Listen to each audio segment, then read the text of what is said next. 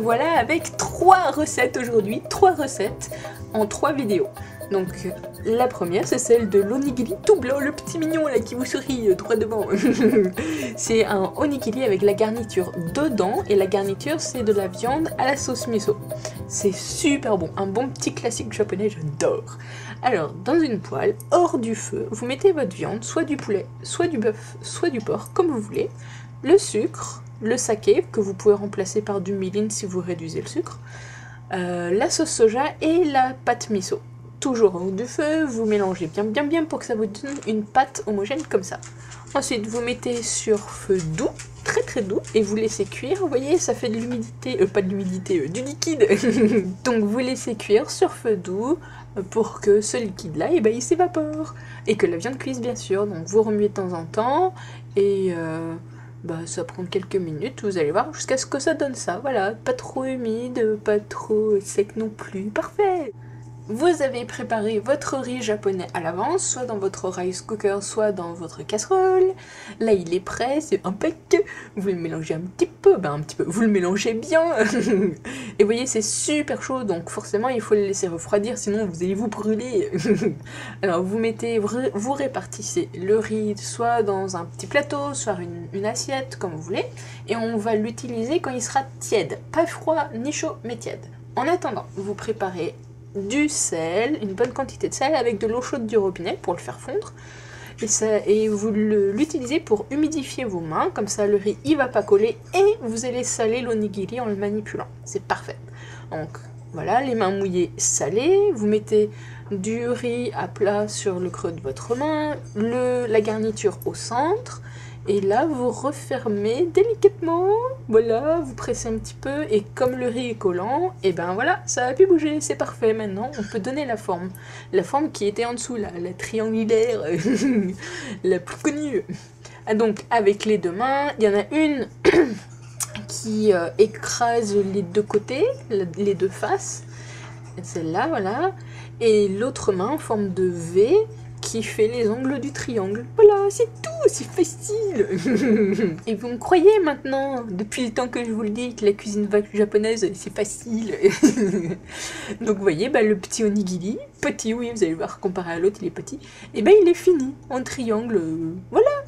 Il a l'air appétissant, avec la technique traditionnelle de presser à la main. Alors maintenant, je vous montre une autre technique, celle avec le moule, c'est moderne. Ce super petit moule que vous pouvez trouver sur le site de bentoentoco.com. Et bien voilà, il y a 2 façons de l'utiliser. Je vais vous montrer les 2 en une fois, donc accrochez-vous. Un côté à droite avec le petit bibiche rond là, le petit truc, et à gauche sans. Alors, à droite, avec le petit bidule rond, il faut mettre du riz jusqu'en haut, et à gauche, jusqu'à la moitié. Voilà, comme ça, vous voyez bien, ici, c'est rempli presque jusqu'en haut, et pas de l'autre côté. Voilà. Avec le petit bibiche sur le petit bibiche. On presse, ça va rendre le riz compact, comme ça, ça va faire un beau petit onigiri. À droite seulement, parce qu'à gauche, il n'y a pas assez de riz. Et là, vous avez vu, le petit bidule rond, ça fait un trou. Et c'est là qu'on met la garniture. La garniture est au milieu, à l'extérieur. Et il est fini, celui-là. De l'autre côté, la garniture est au milieu. Au milieu. On rajoute du riz dessus, et il faut bien sûr presser encore une fois. Mais bon, comme celui de droite, il est fini, il faut que je le retire d'abord, voilà. Et donc, on utilise le petit pressoir sans le petit bidule rond.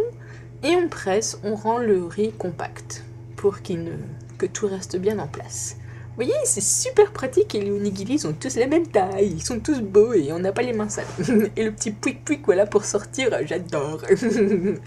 Et le petit moule, il est super propre, vous pouvez faire plein de onigiri les uns à la suite des autres. Le nori, une grande feuille coupée en 3. Il y a d'autres techniques, mais bon, celle-là c'est la plus facile. Le côté brillant à l'extérieur, le côté rugueux à l'intérieur. Pour le onigiri qui a la garniture à l'extérieur, forcément, il vaut mieux mettre le nori pour empêcher que tout se carapate. Vous pliez comme vous voulez, soit par le dessous, soit sur le devant, rabattre sur les côtés, comme vous voulez.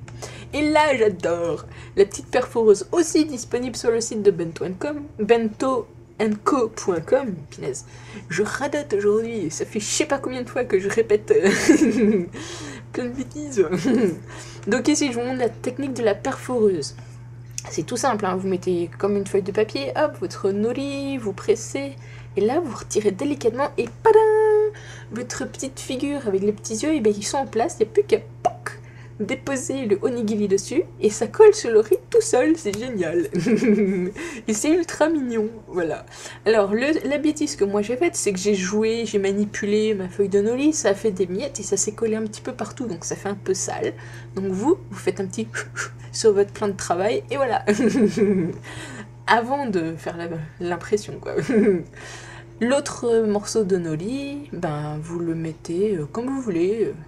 Comme ça, c'est mieux à cause de la petite tête. Pour que ce soit devant, ça fait une espèce de petit chapeau. On dirait Dark Vador. Voilà, un petit Dark Vador ou un petit soldat de l'Empire. Deux onigiri avec une feuille de nori. L'un, en fait, voilà. Et tous les deux avec une bonne garniture. Donc voilà. Je vous ai montré deux techniques, la traditionnelle et la moderne, avec un genre de garniture. Maintenant, je vais vous montrer d'autres onigiri dans d'autres vidéos.